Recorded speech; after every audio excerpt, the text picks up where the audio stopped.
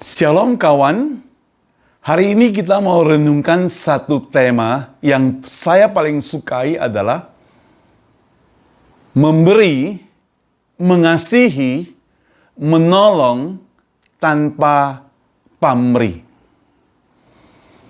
Apa itu pamrih, saudara? Pamrih itu berarti apa yang kita harapkan dari sesuatu yang apa kita kerjakan. Kalau kita memberi, kita harapkan orang itu memberi kembali. Jadi itu pamrih. Kalau kita menolong, kita mengharapkan orang itu menolong kita kembali. Membantu, kita harapkan orang itu membantu kita kembali. Kalau mereka tidak membantu, tidak menolong kembali, kita bisa marah. Tetapi apa yang diajarkan oleh firman Tuhan tidak demikian. Menolong, memberi, membantu tanpa pamrih. Tanpa mengharapkan sesuatu. Walaupun saudara, orang yang kita pernah tolong, pernah kita bantu, mereka itu mengkhianati kita. Tidak masalah. Karena apa? Karena kita mengasihi tanpa pamrih. Yesus yang kita sembah, dia sudah mengalami hal ini. Orang-orang yang dikasihinya, justru mereka pula yang membunuhnya. Dia tidak pernah membenci orang-orang masyarakat, dia tidak membenci, bahkan dia menyembuhkan orang yang sakit, menolong orang yang susah, dan sebagainya, dan sebagainya. Dan hidupnya tidak pernah ditemukan ada satu hal yang berbuat salah.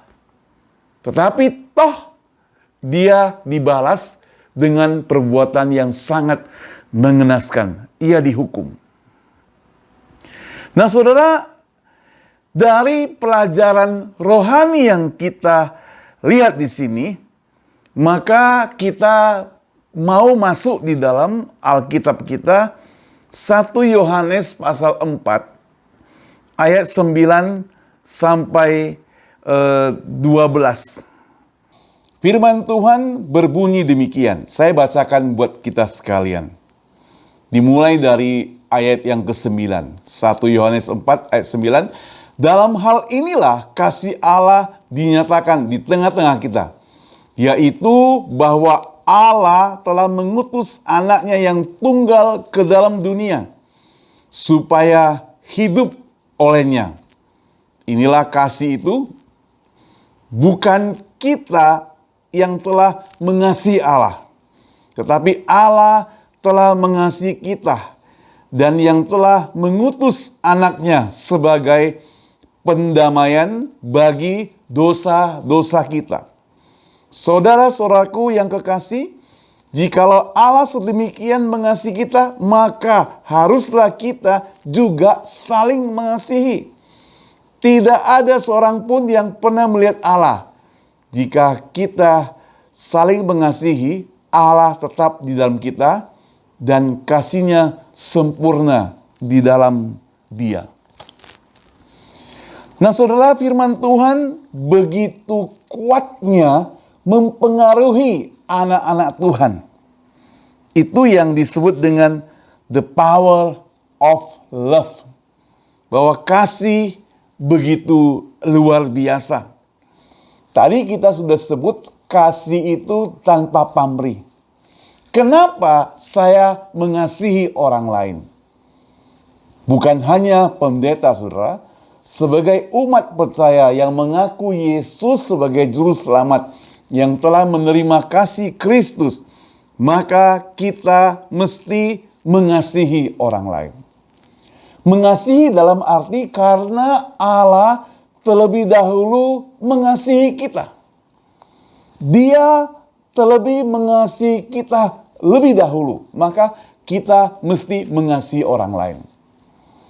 Saudara, ada orang bilang begini, percuma saya mengasihi orang itu, percuma saya membantu orang itu, percuma saya menolong orang itu, toh dibalasnya dengan kejahatan.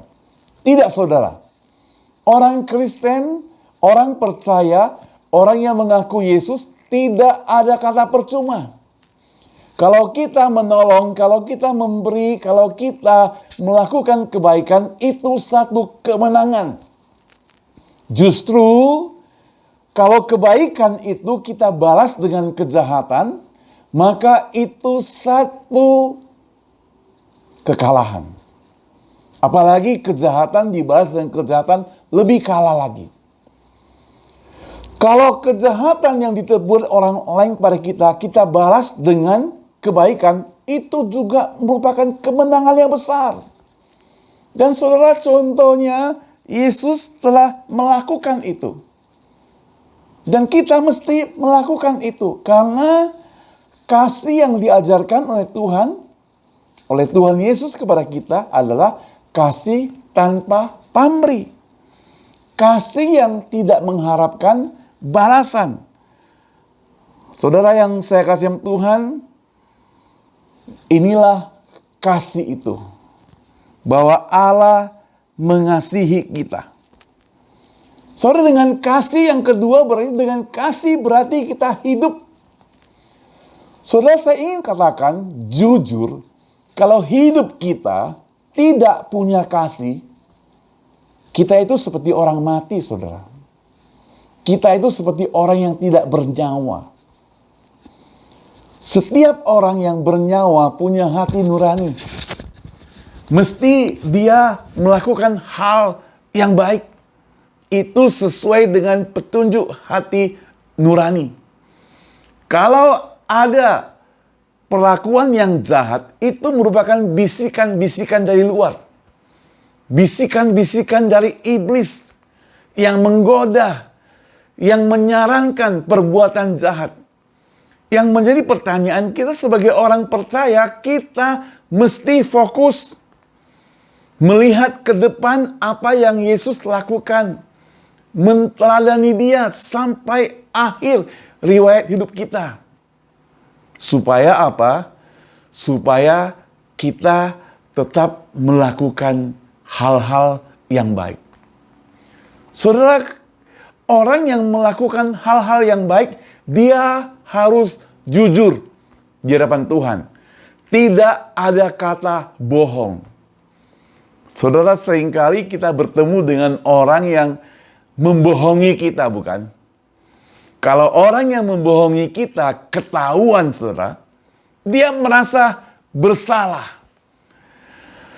Apalagi kalau kita sendiri yang berbohong ketahuan, kita merasa serba salah. Tingkah laku kita menjadi aneh-aneh. Gak perlu diomong, juga tinggal ngomong. Gak perlu kita katakan. Jadi, kalau hidup kita, kebohongan kita ketahuan, maka kita menjadi kaku terhadap orang yang baik, terhadap orang yang dekat pada kita. Perlakuan kita, tingkah laku kita menjadi kaku. Sulit kita berbicara. Karena apa? Karena kita menyimpang kebohongan dan celakanya kebohongannya diketahui, bocor, saudara. Istilah dari salah seorang ibu dikatakan menelanjangi dia. Dia katakan, saya sudah tahu tingkah lakunya begini, tapi dia masih bohong kepadaku. Saya masih baik, katanya. Saya tidak mau menelanjangi dia. Dalam arti kiasan tentunya, saudara. Nah, saudara yang saya kasih Tuhan, kita lanjutkan dengan firman Tuhan ayat 12 pasal 4 tadi dikatakan, tidak ada seorang pun yang pernah melihat Allah. Jika kita saling mengasihi, Allah tetap di dalam kita dan kasihnya sempurna di dalam dia, di dalam kita. Sekali lagi, tidak pernah ada seorang pun yang melihat Allah. Jadi kalau ada orang yang katakan, saya melihat Allah, saya melihat dan sebagainya itu perlu dipertanyakan. Firman Tuhan sudah jelas katakan, tidak seorang pun yang melihat. Tetapi saudara, pekerjaan yang kita lakukan sesuai dengan firman Tuhan, kasih yang kita lakukan dalam kehidupan kita, dapat menjadikan Allah itu hadir di tengah-tengah kita. Membuat Allah hadir di tengah-tengah kita. So, dalam sebuah persekutuan, kalau hidup dengan penuh sukacita, dengan kejujuran, yang cinta kepada Tuhan, Allah itu bisa kelihatan hadir dalam hidup kita. Walaupun tidak wujud wajah seperti seseorang. Seperti banyak orang katakan. Tapi suasana kehadiran Allah itu ada di dalam kehidupan itu. Di dalam ruangan itu. So, pernah bayangkan tidak? Jikalau kita lakukan yang baik di hadapan Tuhan, jujur di hadapan Tuhan, mengasihi orang dengan sungguh-sungguh, Allah itu bisa hadir dalam kehidupan kita. Kita dibuat menjadi sukacita. Saudara, kalau kita dengan jujur, dengan hati yang sungguh-sungguh menolong orang lain, saya jamin 100% sukacita itu selalu ada. Hanya orang yang tidak sungguh-sungguh, tidak jujur mengasihi dengan terpaksa atau mengharapkan pamrih, maka dia itu akan mengalami duka cita. Karena apa yang dia lakukan, dia selalu mengharapkan balasan.